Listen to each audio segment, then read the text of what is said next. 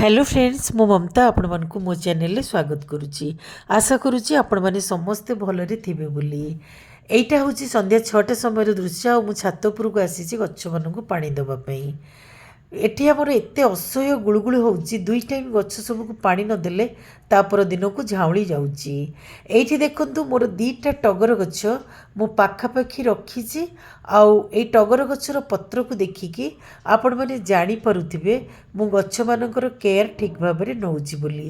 एइठी देखंतु गोटे कुंजलता गच्छ आकु मु गोटे बाड़ी रे मड़ेई देइची। एबे आधेरे फूल भी आसीबो।